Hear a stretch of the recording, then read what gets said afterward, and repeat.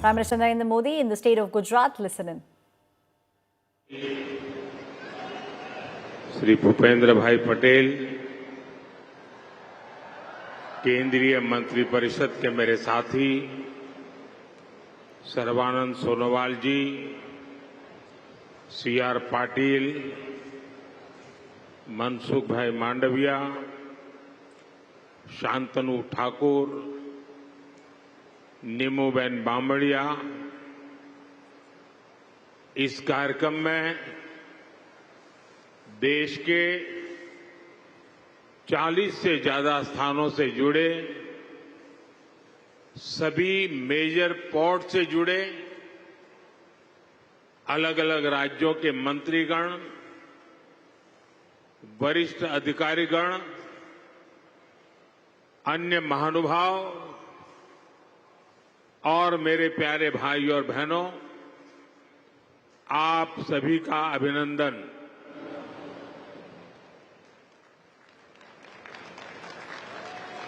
આપણા ભાવેણા ભાવનગરે તો આજે વટ પાડી દીધો. હા, હવે કરંટ આવ્યો.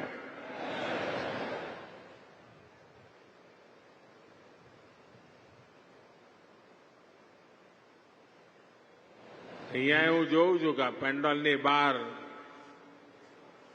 માનવ સમુદ્ર દેખાય છે બધો.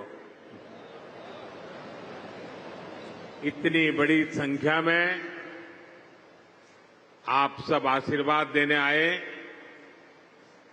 मैं आपका बहुत बहुत आभारी हूं। साथियों, ये कार्यक्रम तो भावनगर में हो रहा है, लेकिन ये कार्यक्रम पूरे हिंदुस्तान का है। आज भावनगर निमित्त है और पूरे भारत में समुद्र से समृद्धि की ओर जाने की हमारी दिशा क्या है, उसके लिए आज इस महत्वपूर्ण कार्यक्रम का केंद्र भावनगर चुना गया है। गुजरात के लोगों को, भावनगर के लोगों को बहुत बहुत बधाई। साथियों, अभी 17 सितंबर को आप सबने अपने नरेंद्र भाई को जो शुभकामनाएं भेजी हैं, देश और दुनिया से जो शुभकामनाएं मुझे मिली हैं,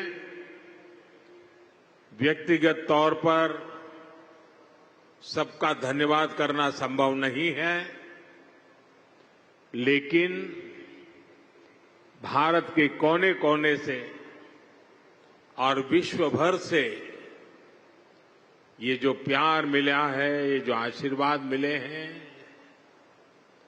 ये मेरी बहुत बड़ी संपत्ति है, ये मेरी बहुत बड़ी ताकत है। और इसलिए सार्वजनिक रूप से मैं आज देश और दुनिया के सभी महानुभावों का हृदय से आभार व्यक्त करता हूं। यहां एक बेटी कोई चित्र बना करके ले आई है, वहां एक बेटा लेकर के आया है। जरा इसको कलेक्ट कर लीजिए भाई। इन बच्चों को मेरा बहुत बहुत आशीर्वाद।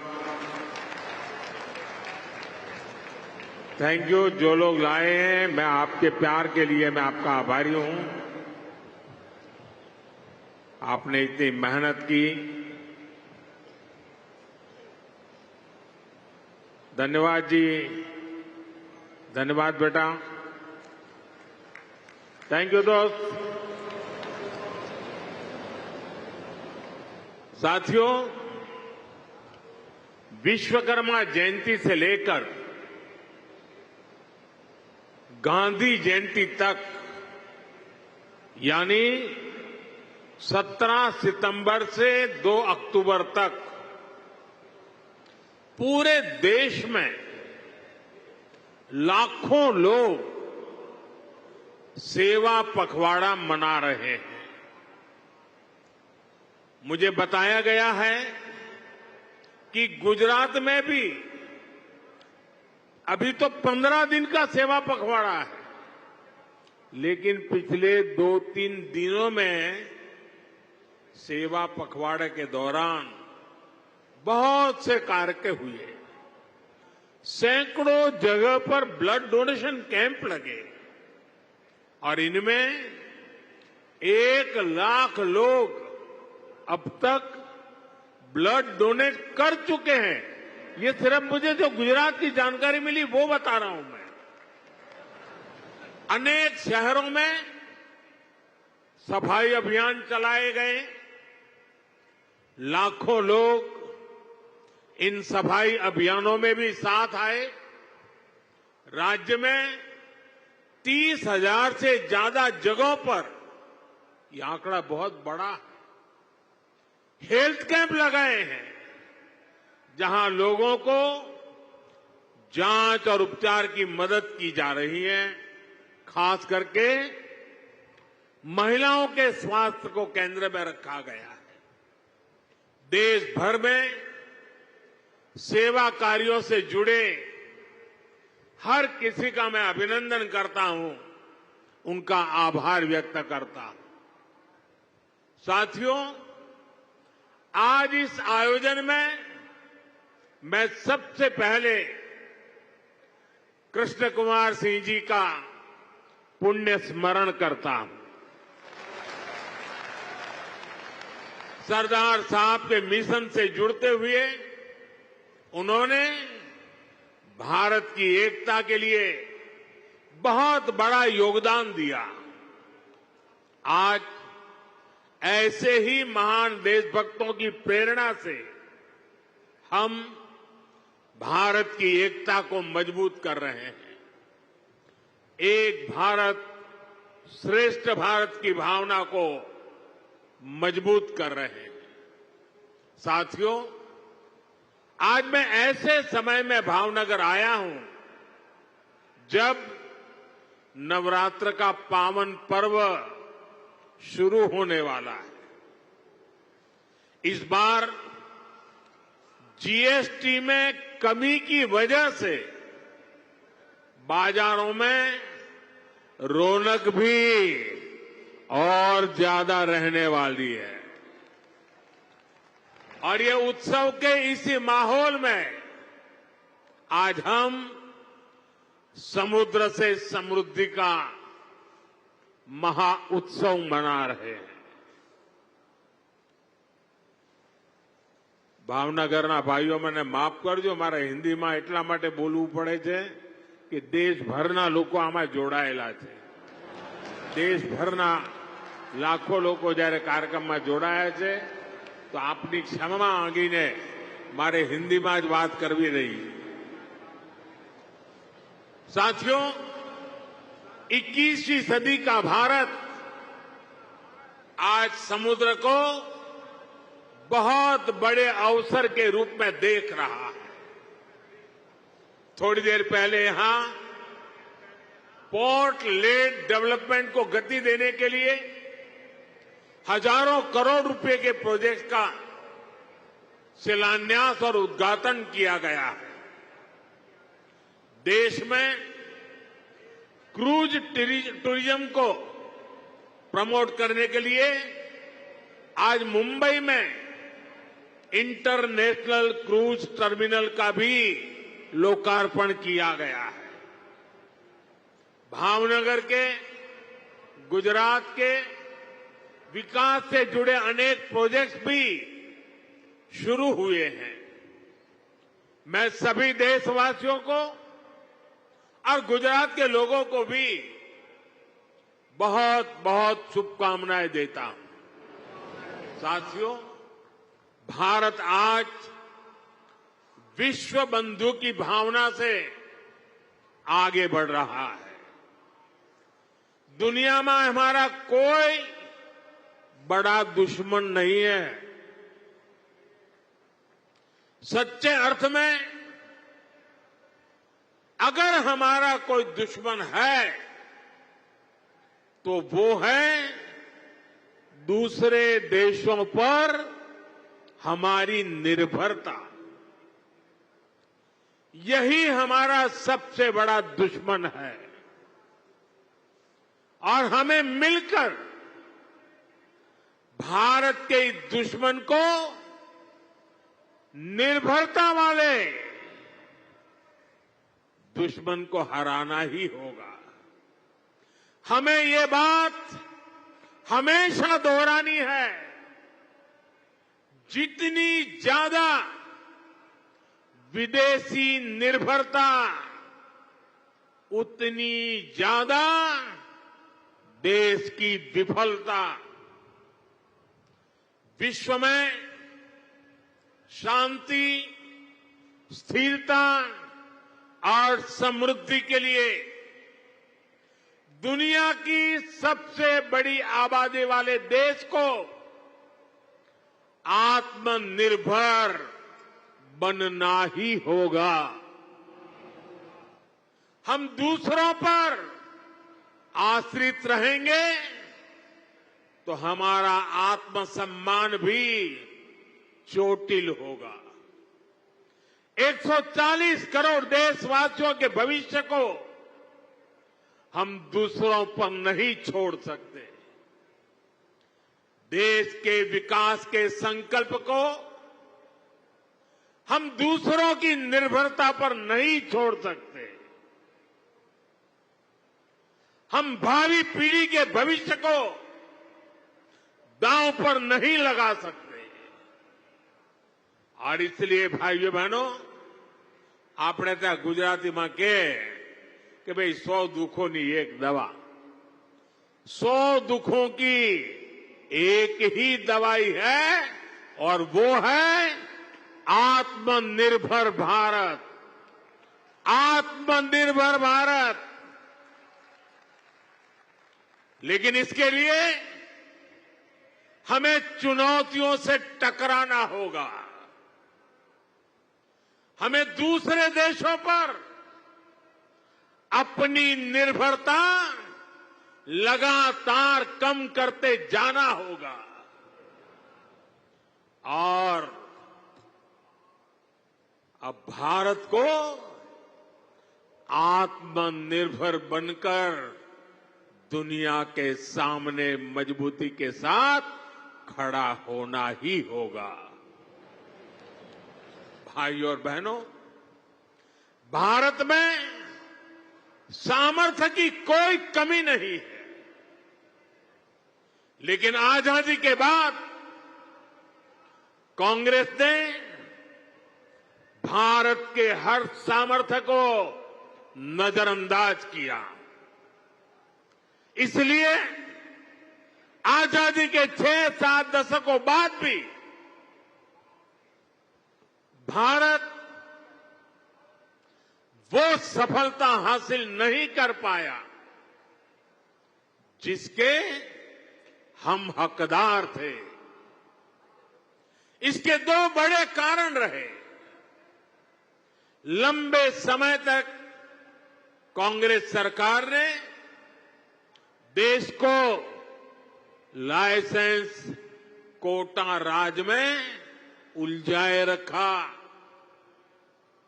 दुनिया के बाजार से अलग थलग रखा और फिर जब ग्लोबलाइजेशन का दौर आया तो सिर्फ इंपोर्ट का ही रास्ता पकड़ लिया गया और उसमें भी हजारों लाखों करोड़ों के घोटाले कर दिए गए। कांग्रेस सरकारों की नीतियों ने देश के नौजवानों का बहुत नुकसान किया। इन नीतियों ने भारत की असली ताकत को सामने आने से रोक दिया। साथियों, देश का कितना नुकसान हुआ है इसका एक बहुत बड़ा उदाहरण हमारा शिपिंग सेक्टर है। आप भी जानते हैं कि भारत सदियों से दुनिया की एक बड़ी समुद्री ताकत था। हम दुनिया में शिप बिल्डिंग के सबसे बड़े सेंटर हुआ करते थे। भारत के तटीय राज्यों में बने जहाज देश और दुनिया के व्यापार कारोबार को गति देते थे। यहां तक कि आज से 50 साल पहले तक भी हम भारत में बने जहाजों का उपयोग करते थे। उस दौर में भारत का 40% से अधिक इंपोर्ट एक्सपोर्ट देश में ही बने जहाजों से होता था। लेकिन फिर देश का शिपिंग सेक्टर भी कांग्रेस की कुनीतियों का शिकार हो गया।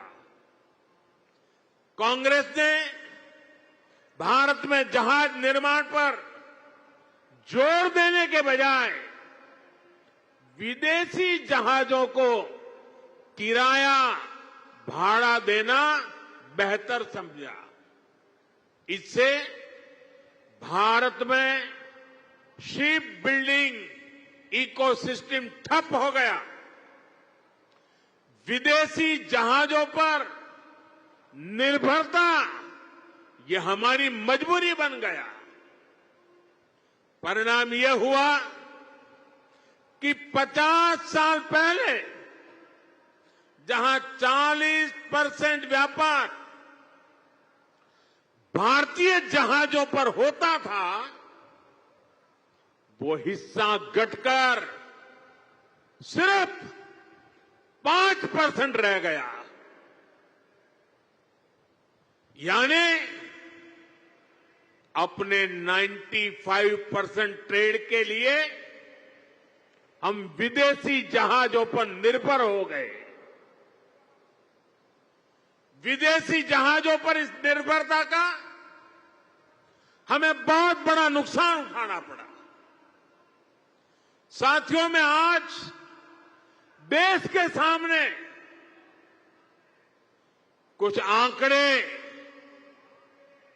आप सबके सामने रखना चाहता हूं।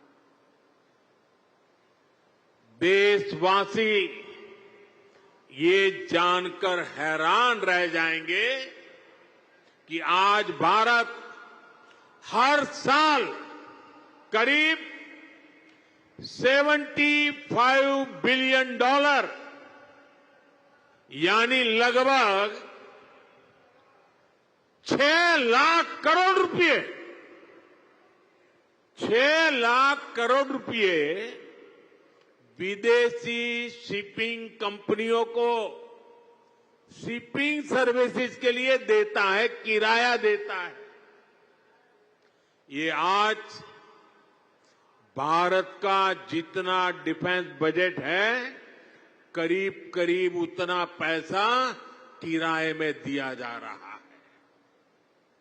आप कल्पना कीजिए, 7 दशकों में कितना पैसा हमने सिर्फ भाड़े के रूप में दूसरे देशों को दिया है। हमारे पैसों से विदेशों में लाखों नौकरियां बनी हैं। सोचिए, इतने सारे पैसे का अगर एक छोटा सा हिस्सा भी अगर पहले की सरकारें अपनी शिपिंग इंडस्ट्री पर लगाती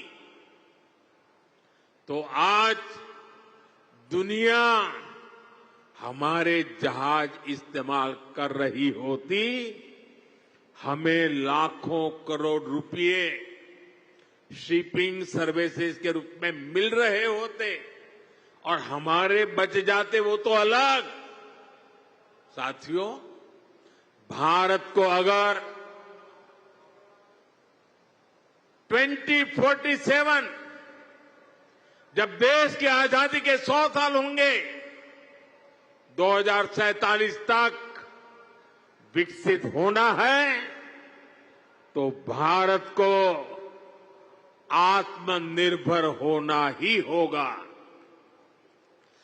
आत्मनिर्भर होने के अलावा भारत के पास कोई विकल्प नहीं है। 140 करोड़ देशवासियों का एक ही संकल्प होना चाहिए, चीप हो या शीप, हमें भारत में ही बनाने होंगे।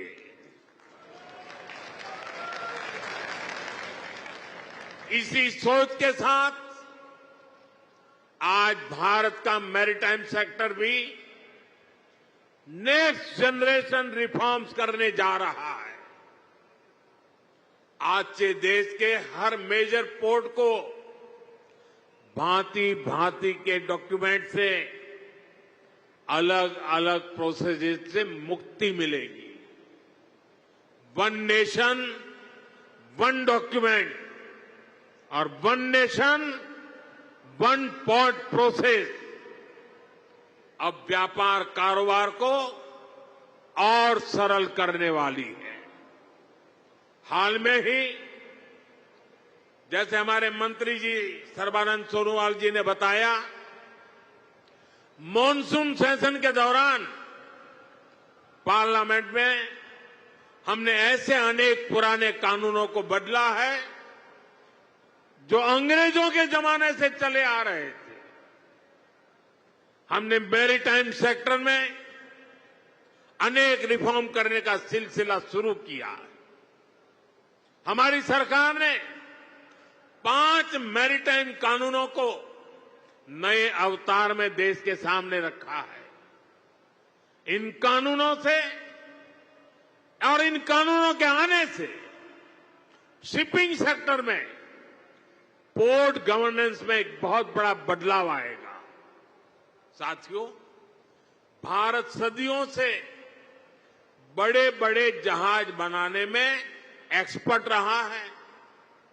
नेक्स्ट जनरेशन रिफॉर्म्स देश के इस भूले हुए गौरव को फिर वापस लाने में मदद करेंगे। बीते दशक में हमने 40 से अधिक शिप्स और पनडुब्बियां नेवी में इंडक्ट की है। इनमें से एक दो तो छोड़ दें तो ये सब हमने भारत में ही बनाई है। आपने आईएनएस विक्रांत के विषय में सुना होगा। इतना विशाल आईएनएस विक्रांत भी भारत में ही बना है। इसे बनाने के लिए जो हाई क्वालिटी स्टील लगी वो भी भारत में बनी थी। यानी हमारे पास सामर्थ्य है, हमारे पास कौशल की कोई कमी नहीं है। बड़े शिप बनाने के लिए जिस राजनीतिक इच्छा शक्ति की जरूरत है, उसका भरोसा मैं आज देशवासियों को दे रहा हूं। साथियों, देश के मैरीटाइम सेक्टर को मजबूती देने के लिए कल भी एक बहुत ऐतिहासिक निर्णय हुआ है। हमने देश की पॉलिसी में एक बड़ा बदलाव किया है। अब सरकार ने बड़े जहाजों को इंफ्रास्ट्रक्चर के रूप में मान्यता दी है। जब किसी सेक्टर को इंफ्रास्ट्रक्चर के रूप में मान्यता मिलती है तो उसे बहुत फायदा होता है। अब बड़े शिप बनाने वाली कंपनियों को बैंकों से लोन मिलने में आसानी होगी, उन्हें ब्याज दर में भी छूट मिलेगी। इंफ्रास्ट्रक्चर फाइनेंसिंग के जितने भी और लाभ होते हैं वो सारे के सारे इन जहाज बनाने वाली कंपनियों को भी मिलेंगे। सरकार के इस निर्णय से भारतीय शिपिंग कंपनियों पर पड़ने वाला बोझ कम होगा, उन्हें ग्लोबल कंपटीशन में आगे आने में मदद मिलेगी। साथियों, भारत को दुनिया की एक बड़ी समुद्री शक्ति बनाने के लिए 3 और बड़ी स्कीम्स पर भारत सरकार काम कर रही है। इन 3 योजनाओं से शिप बिल्डिंग सेक्टर को आर्थिक मदद मिलने में आसानी होगी। हमारे शिपयार्ड्स को मॉडर्न टेक्नोलॉजी अपनाने में मदद होगी और डिजाइन और क्वालिटी सुधारने में भी बहुत मदद मिलने वाली है। इन पर आने वाले वर्षों में 70,000 करोड़ रुपए से ज्यादा खर्च किए जाएंगे। साथियों, मुझे याद है साल 2007 में जब मैं यहां मुख्यमंत्री के रूप में आपकी सेवा कर रहा था, तब शिप बिल्डिंग के अवसरों को लेकर एक बहुत बड़ा सेमिनार गुजरात ने आयोजित किया था। उसी दौरान ही गुजरात में हमने शिप बिल्डिंग इकोसिस्टम को सपोर्ट दिया था। अब हम देश भर में शिप बिल्डिंग के लिए व्यापक कदम उठा रहे हैं। यहां मौजूद एक्सपर्ट जानते हैं कि शिप बिल्डिंग कोई साधारण इंडस्ट्री नहीं है। शिप बिल्डिंग इंडस्ट्री को पूरी दुनिया में मदर ऑफ ऑल इंडस्ट्रीज की जननी कहा जाता है, उद्योगों की जननी कहा जाता है, क्योंकि इसमें सिर्फ एक जहाज ही नहीं बनता, उसके साथ जो उद्योग जुड़े होते हैं उनका विस्तार होता है। Steel, machinery, electronics, textile, paints, IT system, ऐसे अनेक उद्योगों को शिपिंग इंडस्ट्री से सपोर्ट मिलता है। इससे छोटे और लघु उद्योगों को, एमएसएमईज को फायदा होता है। रिसर्च बताती है कि शिप बिल्डिंग में होने वाले हर 1 रुपये के निवेश से इकोनॉमी लगभग 2 गुना निवेश बढ़ता है और शिपयार्ड में पैदा होने वाली हर एक जॉब, हर एक रोजगार सप्लाई चेन में 6 से 7 नई नौकरियां बनाती है। मतलब अगर शिप बिल्डिंग इंडस्ट्री में 100 नौकरियां बनती हैं तो इससे जुड़े दूसरे सेक्टर्स में 600 से अधिक जॉब क्रिएट होती है। इतना बड़ा मल्टीप्लायर इफेक्ट शिप बिल्डिंग का होता है। साथियों, हम शिप बिल्डिंग के जरूरी स्किल सेट पर भी फोकस कर रहे हैं। इसमें हमारे आईटीआई काम आएगी, मैरीटाइम यूनिवर्सिटीज का रोल बढ़ेगा। बीते वर्षों में हमने कोस्टल एरिया में नेवी और एनसीसी के तालमेल से नई व्यवस्थाएं बनाई हैं। इन एनसीसी कैडेट्स को नेवी के साथ साथ कॉमर्शियल सेक्टर की भूमिकाओं के लिए भी तैयार किया जाएगा। साथियों, आज का भारत एक अलग मिजाज से आगे बढ़ रहा है। हम जो लक्ष्य तय करते हैं उसे अब समय से पहले पूरा करके भी दिखाते हैं। सोलर सेक्टर में भारत अब अपने लक्ष्यों को 4-4, 5-5 साल पहले हासिल कर रहा है। पोर्ट लेड डेवलपमेंट को लेकर भी 11 साल पहले जो लक्ष्य हमने तय किए थे, भारत उनमें जबरदस्त सफलताएं हासिल कर रहा है। हम देश में बड़े बड़े जहाजों के लिए बड़े पोर्ट बना रहे हैं। सागर माला जैसी स्कीम से पोर्ट्स की कनेक्टिविटी को बढ़ा रहे हैं। साथियों, बीते 11 साल में भारत ने अपनी पोर्ट कैपेसिटी 2 गुनी कर ली है। 2014 से पहले भारत में शिप टर्न अराउंड टाइम औसतन 2 दिन होता था। अब आज भारत में शिप टर्न अराउंड टाइम 1 दिन से भी कम हो गया है। हम देश में नए और बड़े पोर्ट्स का निर्माण भी कर रहे हैं। हाल में ही केरला में देश का पहला deep water container transshipment port शुरू किया है। 75,000 करोड़ से ज्यादा की लागत से महाराष्ट्र में वाधवन पोर्ट बन रहा है। ये दुनिया के टॉप 10 पोर्ट्स में से एक होगा। साथियों, आज समुद्री रास्ते से होने वाले ट्रेड में भारत का हिस्सा सिर्फ 10% है। हमें इसे और बढ़ाना है। हम 2047 तक दुनिया के समुद्री व्यापार में अपनी हिस्सेदारी को लगभग 3 गुना तक बढ़ाना चाहते हैं और ये हम करके दिखाएंगे। साथियों, जैसे जैसे हमारा समुद्री व्यापार बढ़ रहा है तो हमारे समुद्री नाविकों यानी सी फेरर्स की संख्या भी बढ़ रही है। ये वो मेहनती प्रोफेशनल्स हैं जो समंदर में जहाज चलाते हैं, इंजन और मशीनरी संभालते हैं, लोडिंग अनलोडिंग का काम देखते हैं। 1 दशक पहले हमारे यहां सी फेरर्स से 1.25 लाख से भी कम थे, लेकिन आज इनकी संख्या 3 लाख के पार पहुंच चुकी है। आज भारत दुनिया के टॉप 3 देशों में आ गया है जो सबसे ज्यादा सी फेरर दुनिया को उपलब्ध कराता है और इससे भारत के नौजवानों को रोजगार के अवसर बढ़ते हैं।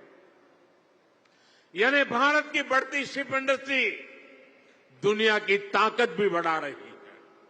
साथियों, भारत की एक समृद्ध समुद्री विरासत है। हमारे मछुआरे, हमारे प्राचीन पोर्ट सिटी इस धरोहर के प्रतीक है। हमारा ये भावनगर, ये सौराष्ट्र इसका एक बहुत बड़ा उदाहरण है।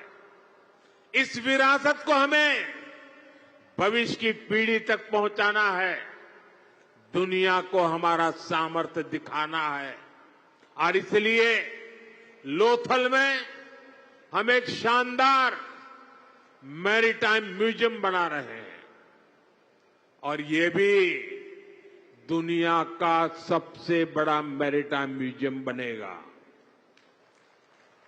स्टैच्यू ऑफ यूनिटी की तरह भी ये भारत की नई पहचान बनेगा। थोड़ी देर बाद मैं आज वहां भी जा रहा हूं। साथियों, भारत के समुद्री तट भारत की समृद्धि के प्रवेश द्वार बनेंगे और मैं बड़े गर्व के साथ और मैं दूर तक का देख सकता हूं कि भारत के समुद्री तट भारत की समृद्धि के प्रवेश द्वार बनने वाले हैं। मुझे खुशी है कि गुजरात की एक कोस्टलाइन भी एक बार फिर यहां के लिए वरदान बन रही है।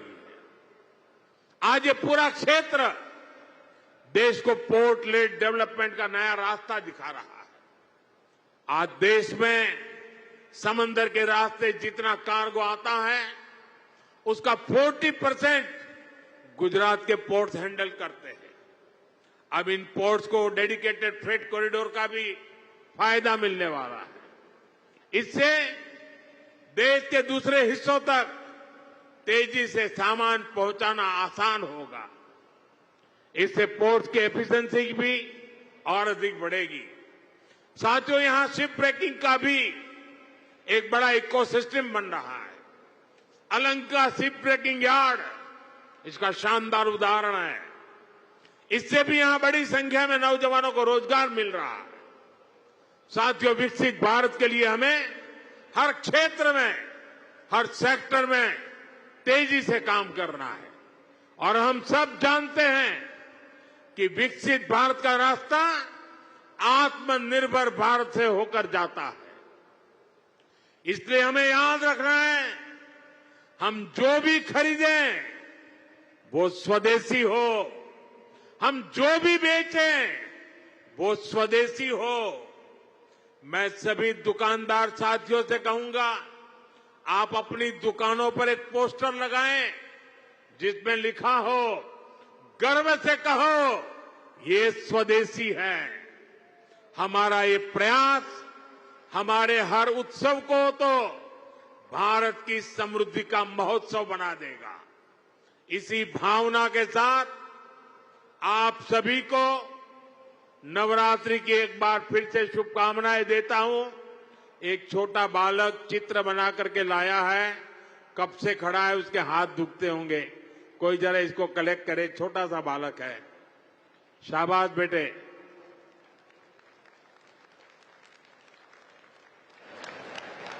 चलो बेटा, तुम्हारा चित्र मिल गया, रोने की जरूरत नहीं बेटा, मिल गया चित्र तुम्हारा मिल गया। अगर तुम्हारा एड्रेस उसमें लिखा होगा तो मैं तुझे जरूर चिट्ठी लिखूंगा।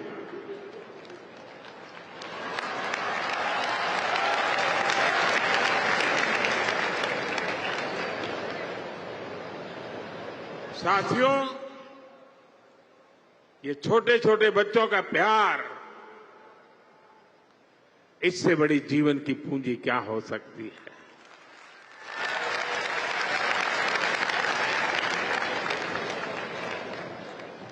मैं फिर एक बार आज जो भव्य स्वागत सत्कार सम्मान किया, इसके लिए मैं आपका आभार मानता हूं। और मुझे मालूम है, जब ऑपरेशन सिंदूर हुआ तो पूरा भावनगर मैदान में था। आपका मिजाज का मुझे पता है। मैं इसके लिए भी आपका बहुत बहुत आभार व्यक्त करता हूं। ભાવનગરના ભાઈઓ બહેનો, નવરાત્રિની માંડવીઓ જરા જોર લગાવજો અને દેશના બધા લોકોને આત્મનિર્ભર ભારતનો સંદેશ આપણી માંડવીમાંથી પણ મળે। ખૂબ ખૂબ ધન્યવાદ ભાઈઓ।